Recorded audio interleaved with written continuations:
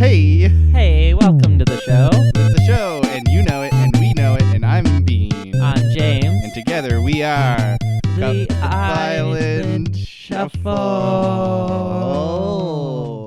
I'm Bean. And I'm James, and together we are the Byland Uffle. The Byland Uffle.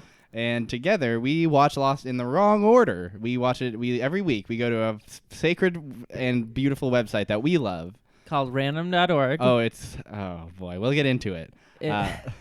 We'll give them their time in the spotlight. They will get a plug from us because that's sort of the deal we have. Exactly. And all you need to know about them for now is we spin the dice and it tells us what episode we're watching this week of the show Lost. And this week we watched season 5, episode 4? No, episode 8. Episode 8. And it's called LaFleur. LaFleur. The flower. Yes. And in fact, Sawyer does give a flower to someone in this episode. Yeah, he does. How about that? That's very sweet. That's sweet. So this episode Mm-hmm. takes place in our favorite season, the time travel season. The time travel season. And a lot of what we had seen so far in this season is very unhinged. It's You're sort of traveling in all different sorts of times. You'll get 6 or 7 eras in one episode. Yeah, you either have the boys hopping through time all the time, or you have this weird mix of people living in Dharma times, people cruising on the island in the present day, and people doing crazy shit off the island also. Yeah. So it tends to be kind of a hot mess, generally in a fun way, sometimes in a way that is just like too messy to really be anything. This episode focuses on what exactly leads the boys to infiltrate Dharma times. And man, is it a good story. It's a hell of a tale. Do you want to start with just the... Normally I'm like, we should focus on one and then focus on the other, but I think we should say the first 2 scenes of the episode. Yeah, I agree. First and foremost. Locke is going down a well. Locke's going down a well. He's finally arrived at the place where he can fix it all. And what is that place? A well. A well. And what's in that well? A big gear. A big honking gear. The gear of time. The gear of time. You know how time seems to go linearly, but really it's just this big gear on an island that controls it. It is a literal gear that is just in a cave in an island. Everybody knows this. Yeah, JJ sure knew that. JJ knew it. Whenever he wrote and directed the entirety of Lost. You know that thing that JJ did. Yeah. And that he's super proud of doing.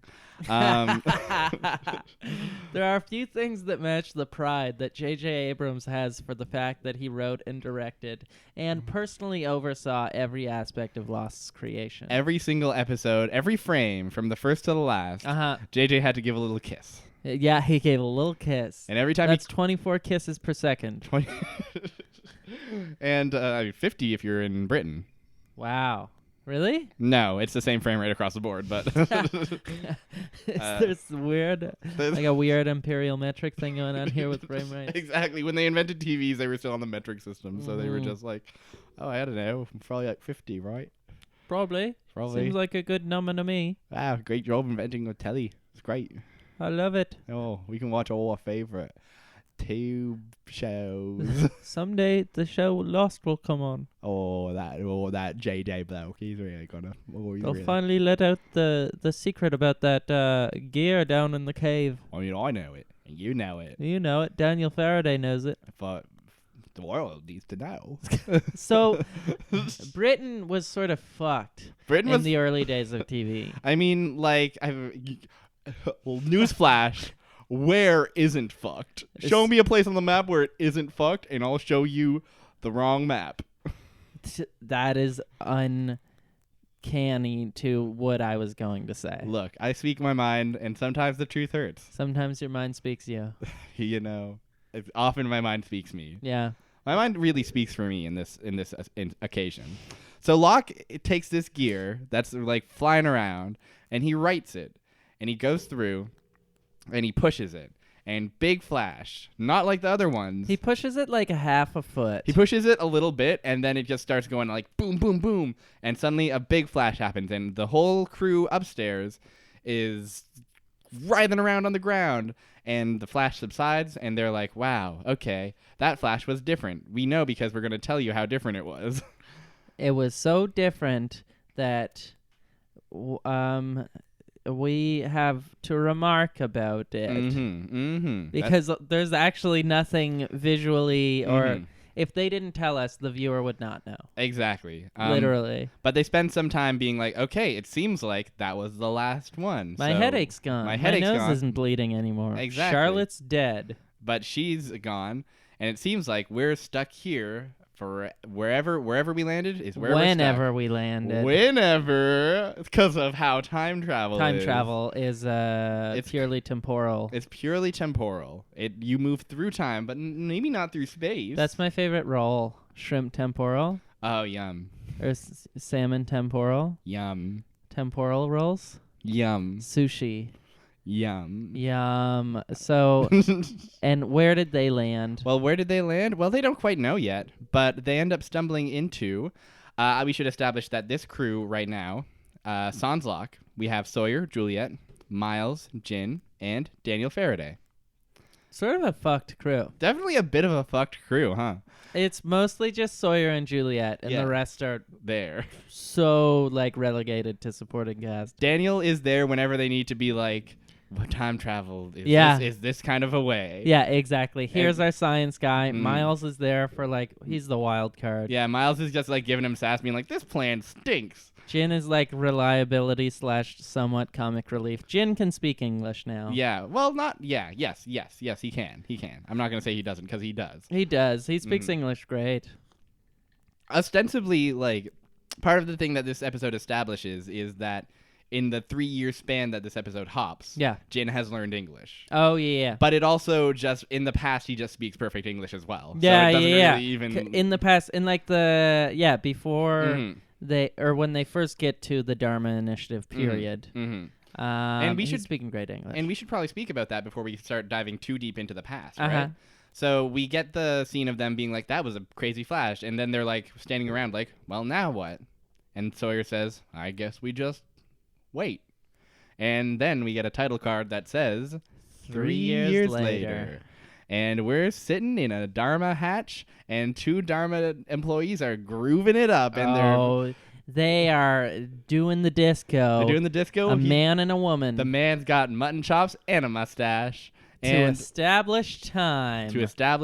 And a Weasley-faced man comes in and says, you guys are slacking off. And the man goes, chill out, dude. We're just having a little fun. Nothing bad ever happens. She just brought brownies. You should thank her, dude. Oh, was that real? Yes. They were high. They were definitely I didn't big even time get that. high. Wow.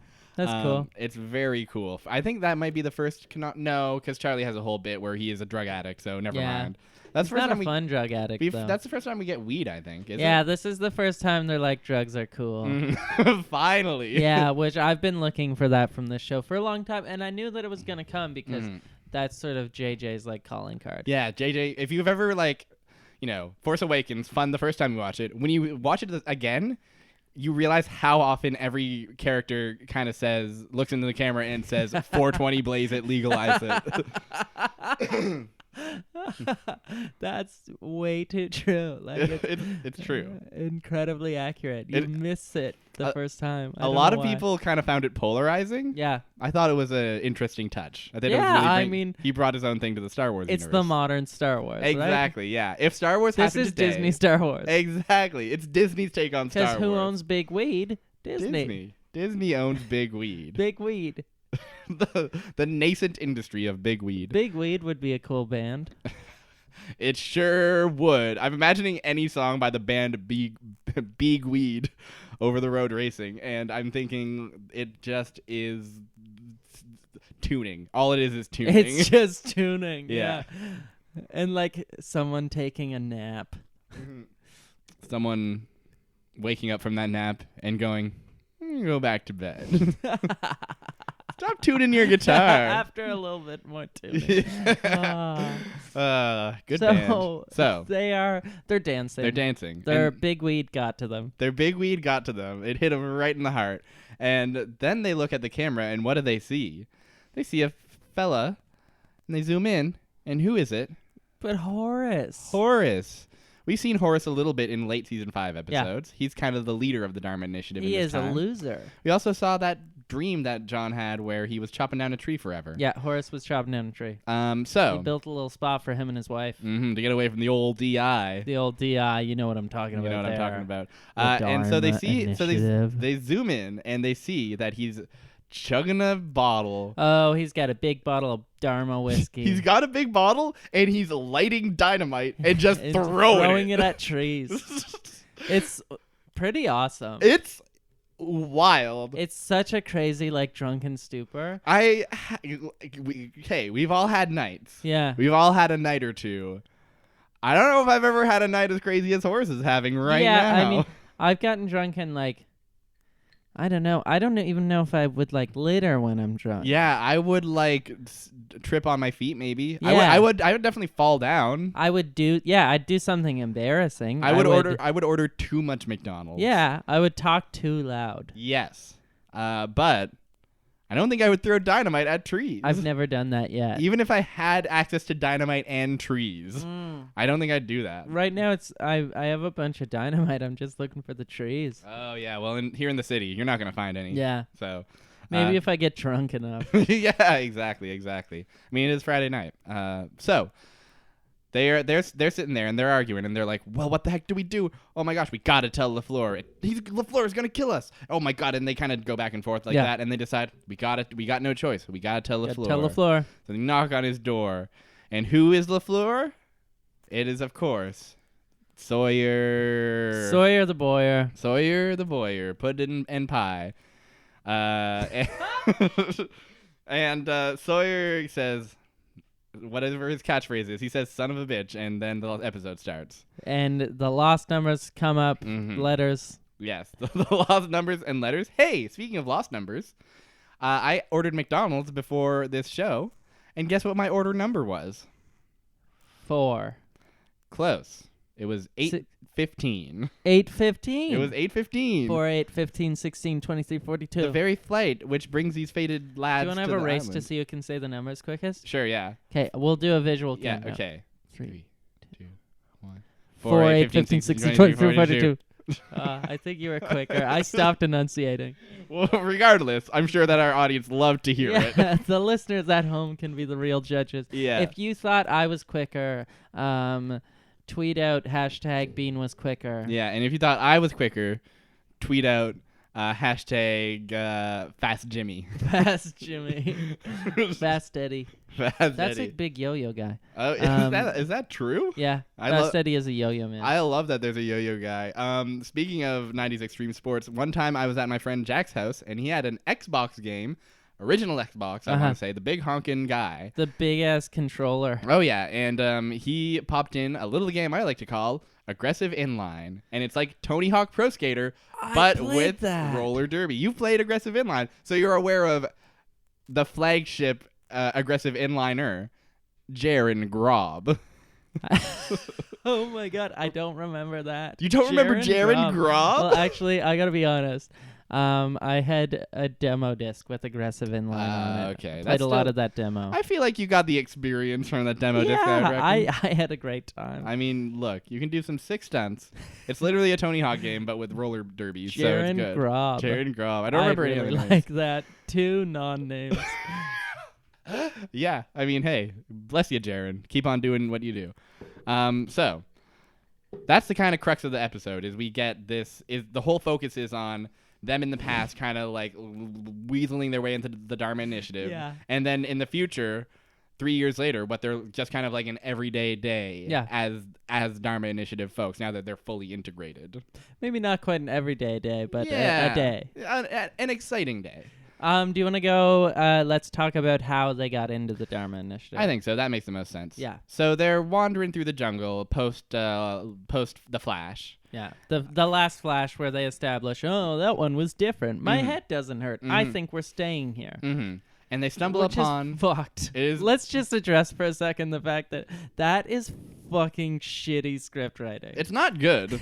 There are other ways to establish that other than having the characters say out loud, "Oh, I'm better now." Yeah. Like everything is good and the flashes will no longer happen. How is that the dialogue? They didn't discover that in any way. No. They just knew They just instinctively. instantly. It's not good. And they also like drill it in repeatedly throughout the episode. They multiple times have Daniel being like, "Yeah, we're stuck here. This is where we're stuck because of that's the last flash." Yeah. And it's like, okay, whatever. I get it, Jaren Grubb. Jaren Grubb on the script. That's so insane. It's so funny that someone thought that was a cool name. Mr. and Mrs. Grubb. Yeah. What do you want to name your kid? Jaren. Perfect. It's like Jared, but with an N. Yeah, it's perfect. It's perfect. I have big dreams for this kid. He's gonna ride the rollerblades. He's gonna be all over the Xbox. You'll see. You'll all see. I like it.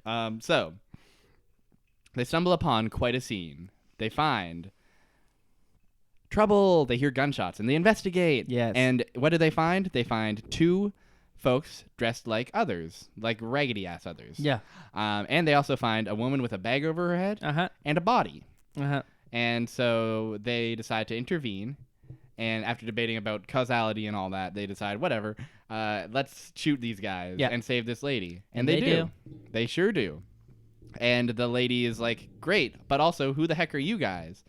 The corpse is in a Dharma jumpsuit. Yes. I almost said jump shoot there. That's not what it is. It's a jump suit. Shoot. Jump. Shoot. So immediately Juliet's like, okay, we're probably in like the late 70s, early 80s because this is when the Dharma time. Yeah. And they say like, okay, take us back, man. But the ma'am is like, we gotta bury the bodies. The truce, because of the truce, we gotta bury the bodies, and Sawyer's like, man, we really don't have time for this because I assume there's gonna be more of those boys coming. They're gonna come looking for us. They're gonna come looking for us, so we gotta go right now. But eventually they acquiesce and bury the bodies. Yeah. And so they're strutting along, and they're having a chat. They're bringing back the Dharma body. They're bringing back the Dharma body. They buried the two other bodies. And Daniel's strutting forward. And all of a sudden, I think Sawyer and Juliet are having a chat about, like, let me do the talking. I'll tell him that we shipwrecked here on the way to Tahiti. And Sawyer, at this point, has sort of said that to the woman. He said that his name is LaFleur, James LaFleur, and that they shipwrecked there. That is established. And as they're strutting along, and Sawyer's kind of hashing it out with Juliet, Juliet suddenly goes, Daniel! And Daniel stops in his tracks, and the camera pans up to reveal the big honking sonic fence that surrounds the others' barracks, the Dharma barracks. And he was like one step away from going into it, and for some reason they didn't notice until the last second, even though when it zooms out, it's like everywhere. I would notice that from a kilometer away. It really stretches across the horizon. It's huge. It is the Great Wall of China. Yes. And they didn't notice it until they were about to walk into it. Literally, I don't understand what the hell you're like. It's just one of those stupid things, JJ he fucked up on that one. He was a little too much, a little too weed centric. Yeah, he the brownies might have hit him a little too hard. Yeah. I think. So Juliet immediately says like, turn this thing off, and the woman's like, what thing? This just looks like a bunch of pillars to me. It doesn't look like nothing. And Juliet's like, well, it looks like a sonic fence or something to me, so turn it off. And so obviously the lady's immediately suspicious, like, oh shit. And so she's like, okay, I'll turn it off. I'll turn it off. And they're like, you first. She goes through, and she's fine. And the gang's like, all right, well, let's strut on through. And they strut on through. And then biz, they get fucking sonic boomed or whatever it is. They get torched. They get bodied. And they all fall down. They're fall like, down. oh no. They're all twitching and writhing and screaming and oh no. And then the lady pulls out earplugs. It's that simple. Oh, you just gotta wear earplugs in the fence. You just gotta wear earplugs in the fence. It's and not it blocks all the frequencies or something. It's not. It's simple. That's how science. That's how sonic fences work. Yeah. They get into the ear and boop ya.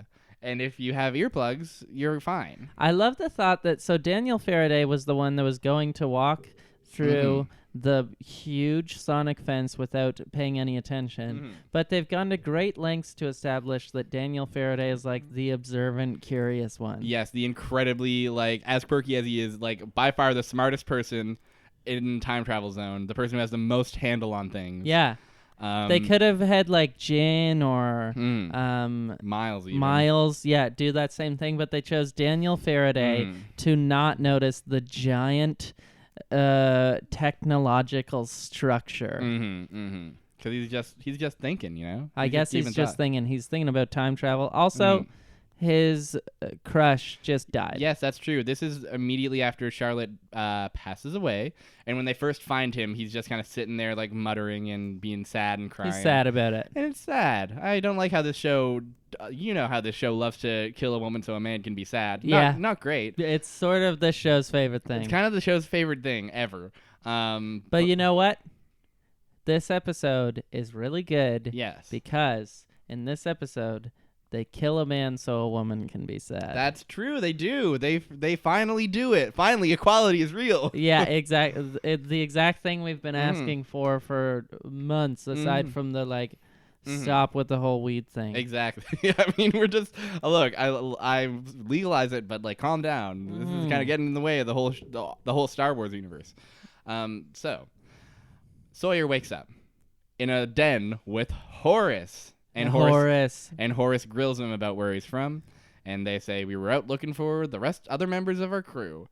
And Horace is like, well, that's great, and we appreciate what you did for us, but listen, we're going to send you off on a submarine in the morning, because only members of the Dharma Initiative can stick around here, and you guys are not Dharma material. Which I loved that line so much. I was like, holy shit, Horace, you're like a loser who is just shown to be like incompetent over and over and over again. The first scene we see of you in the episode is of you plastered and blowing up trees. You're not Dharma material. Yeah, I don't know what you are then, Horace. Oh my god. It's good. So Sawyer meets up with the crew, tells them the deal, and he's like, well, we're shipping off tomorrow. And Miles is kind of like, that seems good to me, actually. Yeah. Let's get out of here.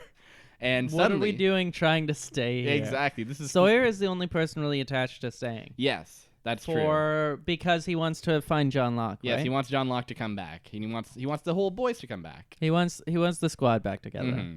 For that obviously is all very tenuous, but in the moment it seems not so bad. Yeah. I feel like they do a good job of selling it, even though it's completely nonsense. Yeah. I didn't question it at the time, but now that we're talking about it, it's like, what was that? Exactly. The whole they have to come back is always so flimsy. It's so flimsy. Why do they have to come back? They don't have to come back. They don't. Literally everyone is happier if they just live the rest of their lives in Dharma time. Exactly. And the boys just fucking sort out their issues off island. That would be the happy ending of the show. Yes. Everyone's happy in Dharma Town. Exactly. Everyone's happy, except for, they would get mass murdered eventually, but whatever. Anyways, while they're chatting this out, wee you, sirens are going. Yes. And guess what? There's a hostile incursion. Everybody has to go lockdown. Oh, yeah. They get sent into a home, and everybody's peering out the windows, and it's very tense. And who should come through? But Richard Alpert. Ricky Alpy. Jim Halpert's dad, Richard Alpert. Jim Halpert's dad, Richard Alpert, comes through, plants a torch in the ground. And Horace goes out to chat with him and says, what the heck are you doing here? Didn't the fence keep you out? And Richard's just like, I use earplugs, dude. Yeah, exactly. He's like, we all know. Horace. We all know. You are incompetent. Yes. And so Richard says, he's like, I know, where are the bodies buried? I know what happened. And y'all violated the truce by killing our boys. And so it's kind of established that there's some kind of a truce between the Dharma Initiative and the others. They had an agreement. The others refer to them as the hostiles. Yeah. Which is not kind necessarily. But then again, the first time we see them, they are murdering a man. So yeah. There's a lot going on there. It's a complicated whole deal. And so Horace comes in, and Sawyer says, guess what? I'm going to go out there and talk to Richard. And Horace is obviously like, what the heck? Who the heck are you? You don't even know. You just got here and you're going to talk to Richard? And Sawyer kind of justifies it by being like, well, I'm the one who killed those men, so I feel like I owe him an explanation. I'm going to tell him. Yeah, which is cool, actually. Yeah, exactly. I like that explanation. And then he goes out, and he kind of immediately owns it. Oh, yeah. He goes hey, Richard. And Richard's like, I don't fucking know who you are. And Sawyer's like, well, guess what? 20 years ago, a man named John Locke came into your camp and said he was your leader. And then he disappeared in front of you. So how do I know that? Because I'm waiting for him to come back. So if you think I'm with the Dharma Initiative, then fucking get your head on straight, buddy. And it's a cool moment for Sawyer. A lot of cool moments for It's Sawyer really in this good. episode. He also just straight up owns up to like killing the dudes. He's like, I killed the dudes. They were trying to kill a lady. They killed another person. And the thing I like about that, and the whole situation in general, is Richard's thing is that the Dharma violated the truce.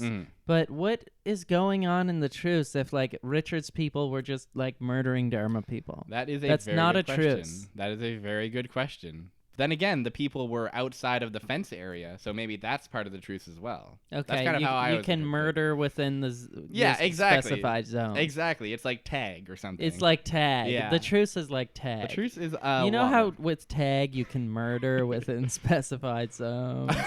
You know how tag, the famous children's game of murder. The children's game of murder. Yes. Have you ever played toilet tag? What the shit is toilet tag? It's tag, but then whenever have you ever played freeze tag? Oh, yes. Okay, yes. It's like freeze tag, but when you're frozen, you have to like squat down and you have your hand out like this, and then to get unfrozen, people have to hit your hand down, and that's like you're flushing the toilet. That's good. Yeah, that's better. Tag. I was really worried that it was going to be something way worse. Oh, yeah. You got to go around and touch all the toilets. Yeah. Most toilets wins.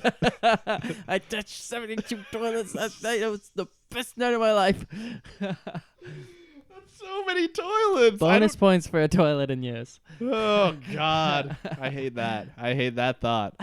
Oh, boy. That's toilet tag for you. Thank you for sharing Welcome toilet to tag. my childhood. That's a good childhood. I remember toilet tag. There was a lot of fun variations on freeze tag. I remember the tag where you would like slowly like if you got tagged you would like hook together and so you kind of form like a blob. I liked that. That's a good one. Yeah, that's a good game. Anyways. I remember darts. Darts? Yeah, like just you played in the bar or like something. like 301 darts? In the basement. Yeah. Darts. Bowling. You know what I remember? What? Ping pong, baby. Ping pong. You got billiards? You got billiards. You got old stripes and solids? Stripes and solids. Well, that's the colors in billiards. One color is stripes, one color is solids. And then there's, of course, the dang 8-ball. That one's black, and the cue? It's white. It's white. Solid white. No number on that boy. Wait, is that the cue?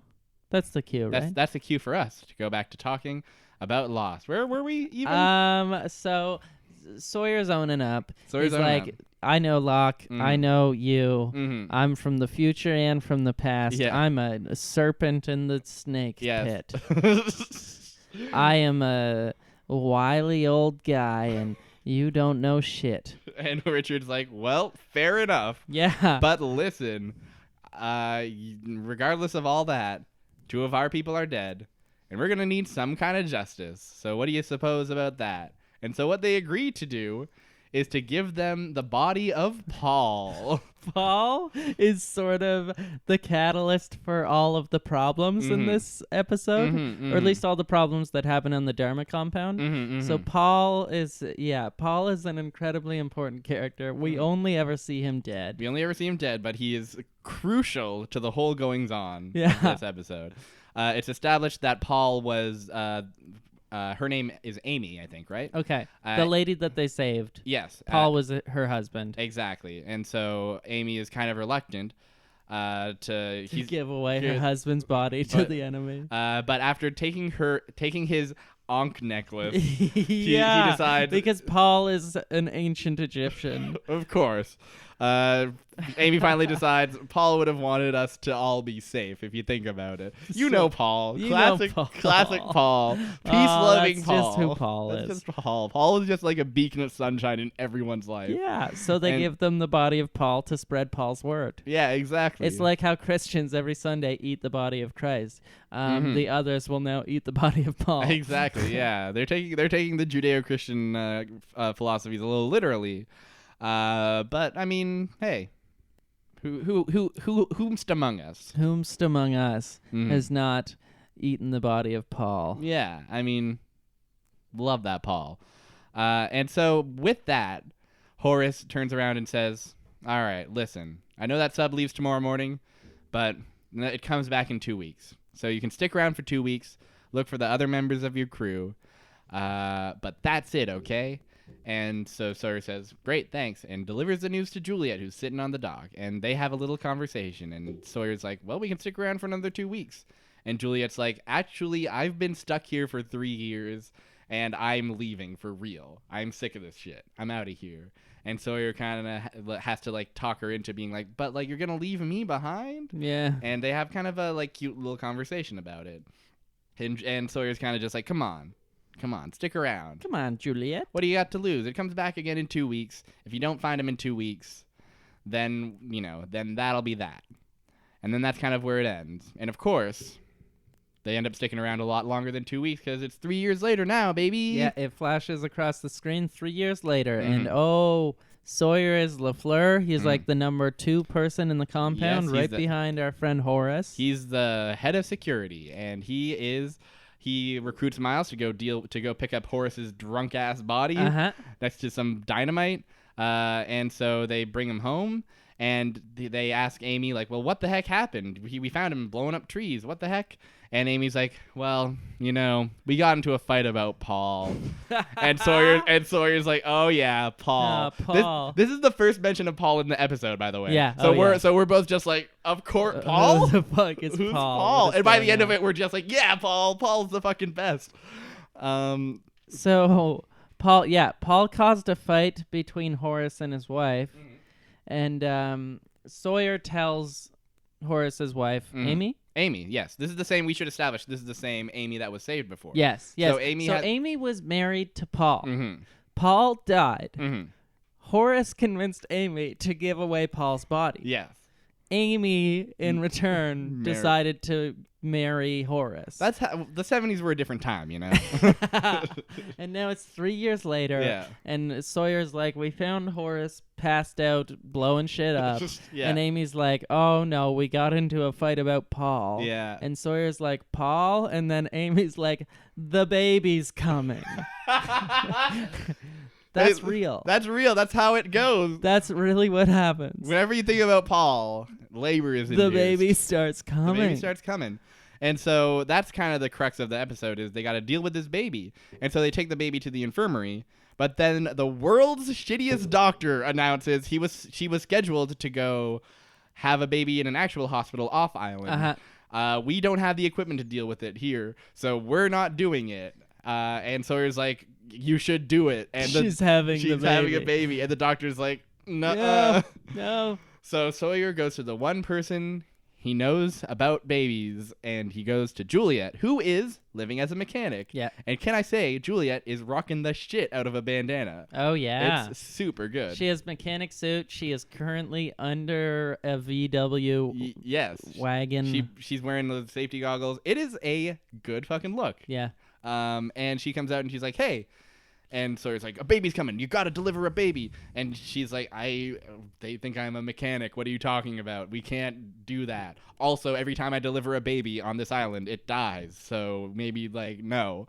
And Sawyer's like, you're the only person we got. We gotta get the baby. We gotta get the baby.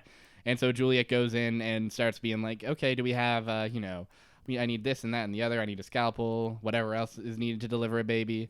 And the doctor's like, you need a what now?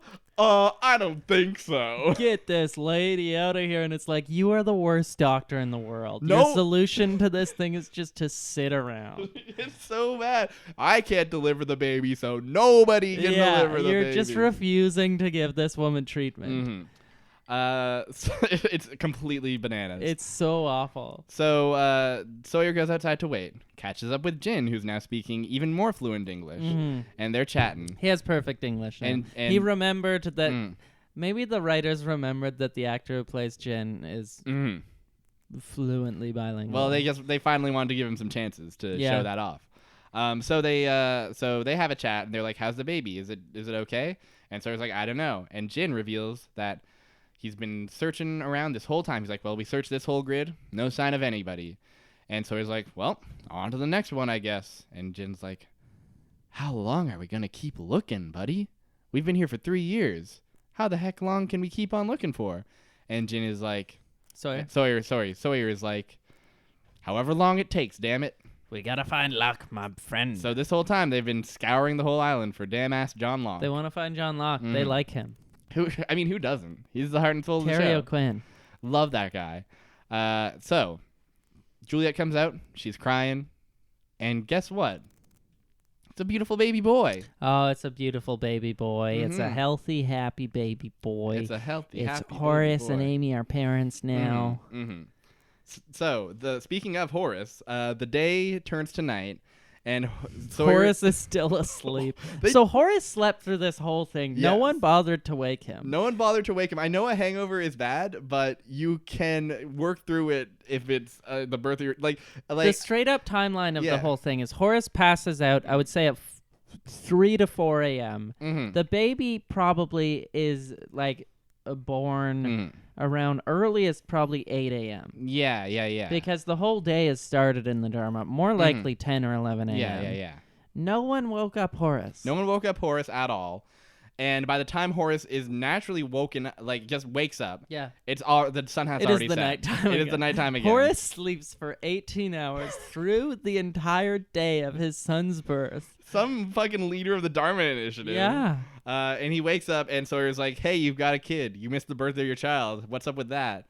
And Horace is like, "Oh, geez, I really messed this up." Well, guess what? We had gotten into a fight about Paul. Paul. I was going for a pair of socks, and guess what I find in the pair of socks? Paul's favorite necklace, the Ankh. We all know Paul was an ancient Egyptian. It's such a just arbitrary symbol of mystery. Oh, it's I know. So, it's just somewhat recognizable, Yeah, but exactly. means literally nothing to any of the characters. Exactly. The prop. I feel like that wasn't even written in. I feel like the prop guy was just going overtime. Oh yeah. Just he's you know what? "Look It'll be at this." mysterious. I went to Egypt once. This is Yeah, pretty crazy exactly. looking. But it's funny that I find the whole idea of this fight somewhat comical because Horace is very upset to find this memento of Paul in his wife's sock drawer. Yeah. And it's like, dude, that's her murdered husband. It's okay for her to keep his necklace. It is so okay. And not only is that okay, your reaction to that is to fucking tie one off and blow up trees. Yeah. With dynamite, I should with establish. Dynamite. He's not just it's probably one of the most dangerous ways you could blow up trees. Oh, absolutely. It's so wild. It's such a crazy, I don't know. I feel like you get to keep your dead husband's necklace forever. Yeah, that's fair. I think that's absolutely fair. You can have 1,000 other husbands, and they can never question the Yeah. fact that, maybe there is a part of me that wishes my other husband wasn't murdered in cold blood. And Horace kind of cops to this, and he's like, I know, but it's been 3 years already. Isn't that long enough? I mean, geez. And Sawyer speaks up and says, "You know what? Once upon a time, I had a thing for a girl. Had a shot at her, didn't take it. And I used to eat myself alive thinking of what if. And these days, I can barely even remember her face. So to answer your question, I think 3 years is plenty of time, which is not great advice. An insane comparison of this comparison. girl I knew for a few months. We had sex one time, and it was pretty cool, but also it was 3 years ago. Compared to Your murdered husband. Yeah, the person that you fell in love with, got married to, and then got murdered in cold blood. Mm-hmm. The woman that you knew for 3 months who left you. Yes. The murdered husband. They're not comparable. It's the same thing. It's simply not it's the same thing. Not a good way to approach this situation. Well, Sawyer's always been. Sawyer didn't get to the nearly the top of the Dharma food chain without a level head, you know. I guess so. If I were Sawyer in that situation, I would tell Horace, you were very unreasonable, Yes. and your insane antics killed several trees, and you missed the birth of your son. Fuck you. You're awful. You are none % in the right. I run the Dharma Initiative now. Yeah, exactly. I'm locking you up. You're insane. I'm marrying Amy now. Yeah, exactly. I'm murdering you and giving your body to Richard. It's only fair. So, we get another scene. Sawyer's out, strolling around in the idyllic Dharma town, he picks up a sunflower. Aw. And who does LaFleur. he brings LaFleur to his home. And who's waiting for him at his home? Juliet. And he's like, "This is for you, honey." And they embrace. And then they kiss, because guess what? It's been 3 years and they're in love now. They're in love and they live together. They're in love. They live together. I don't think they're married, but they definitely love each other a whole lot. Mm-hmm. And it's a wholesome scene that I liked. I liked it too. It's really, I thought it was very sweet. I think it kind of like that's the first time that's ever really like the way they establish that relationship is that's how they do it. There's not really a lot of build up to it. And yet they somehow managed to sell it in a way that doesn't feel fucking too goofy. It's definitely a corny ass scene, but like I feel like it works more than most. It's sort of sweet too. It's like, and the thing is, you get to see happy Sawyer. Sawyer's in like a position of power. He doesn't abuse that. He's not a lone wolf anymore. He has a family almost. Yeah. He's like actually seeing Sawyer living just like a happy life. Everybody kind of living a happy life to a lesser extent, but is such a just like treat, especially in chaotic ass season 5, where you normally have like 20 different timelines going on. Oh, totally. To have it focused on this just one solid character. I mean, like everyone else is there too, but it's a Sawyer mostly episode. It is a Sawyer episode for sure, and it really just like. It really stands above the rest of season 5 in a fucking major way, I think. It's very cute. It's very much like it's stuff like that makes this, I think, definitely my favorite season 5 episode. Yeah. Maybe even one of my favorite episodes of the show. I thought I was gonna hate it at first. Before the letters came across the screen, I was like, "Oh, this sucks." But then it was fun. Yeah, it's a fun one. It does a great job of establishing just being because it's a whole new thing where it's like now we're living in Dharma times. Yeah. It's a thing that they've never really done before. Yeah. And they do a great job of like establishing that in a goofy ass, playful way. But it sort of works. It sort of works. It sort of works. Yeah. Which is impressive. Especially like they don't do that. Or they manage to balance that and sort of the weed promotion aspect of the show. Exactly, yeah. Pretty well, I found. Yeah, exactly. The one episode we watched where it's just 42 minutes of Miles saying, legalize it, legalize it, legalize it, and then ripping a bong. That was total fucking season 4 shit. Yeah, that's season 4 That's shit. why no one likes season 4. Yeah, exactly. If you stuck around for season 5, you would have gotten a nice balance of like healthy character building, storytelling, the drama of Paul. The drama of Paul. And which is a real tearjerker. It's a real tearjerker. They give away his body. I mean, away Paul would have wanted it. I know that. I mean, we all know that. We all know what Paul would have wanted. 4 sentences we've heard about him. Paul is the most perfect character. So we get a final scene, which is that Sawyer wakes up to a phone ringing, and he's like, "Oh my God, I'll be there right away." Scurries off, goes out, and who's there? The boys are back in town, folks. Hurley, Jack, and of course Kate, and Bop lost. So fascinating episode. Hell of an episode. Definitely one of my faves. I thought it. Yeah, well, you can attest to this. Yes. I was so ready to hate it. Well, especially when it opens with the like flash ending and they're just like, "Well, it's fixed now. We're good." Yeah, I hated that for sure. But then I feel like I like the time that they spend in the Dharma Initiative. It's nice and it's grounded in a way that late episodes usually aren't, because it's just like here's a group of characters just kind of living and dealing with shit together. That is exactly it. It's the closest you get to that since like I want to say like season 3. Yeah, because they get to the Dharma Initiative and they're just there for a little bit. They're just there. And then the boys come through. And then the whole challenge is how do we live with these new boys? How do we integrate them? Yeah. And then shit kind of keeps going and going from there. Yeah. And so it's interesting to see the whole like LaFleur establishes a lot of the stakes of season 5, which is this is the life that Sawyer has built. And now it is unraveling. Yeah. And this is our protagonist's life. And, you know, weed has been legalized at this point. Of course. Hence the brownies. That's sort of what that was to insinuate. J.J. Abrams has a medical weed card. That was, I think, a footnote in the credits. Yes. and so now it's all spinning out of control. Yes. Because we had that moment of pure beauty when Sawyer takes the flower and it's a fucking weed leaf. And he gives it to his partner Juliet, and Juliet's like, I can't wait to smoke this crunchy ganja. And they do. They do, and it's just beautiful. I do genuinely really like this episode for all the goofiness around Paul and shit. I agree. It's a good episode. I think this episode works because it's like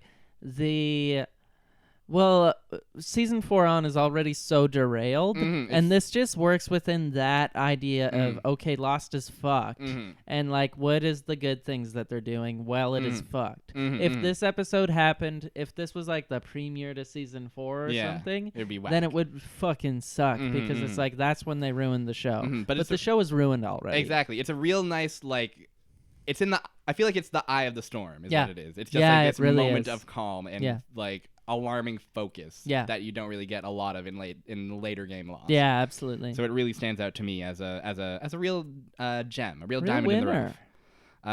So what do you say we figure out what we're watching next week? All right, I'm going to go on random.org. So random.org is a random number generator. Oh, baby. It uses static noise. Yeah, it does. Oh, man. What's this fuss about true randomness is the first thing it says when you log into random.org. And you can read all about it your damn ass selves if you want. I went 1 to 121, generated. We got 4. 4. That sounds really good to me. 4 is, boy, it's season 1, episode 4. It's Walkabout. It's a Locke episode. Oh, is this the one where he signs up for the Walkabout? This is like, don't tell me what I can't do. Yeah, this is the one. If you've seen one episode of Lost, it's probably this one. Awesome. It's a classic. Let's watch it. What do you say we watch it next week? Let's watch it next week. All right, sounds good. Hey, thanks for listening to our goofy ass show. I've been Dean. I've been James. And like we say at the end of every episode,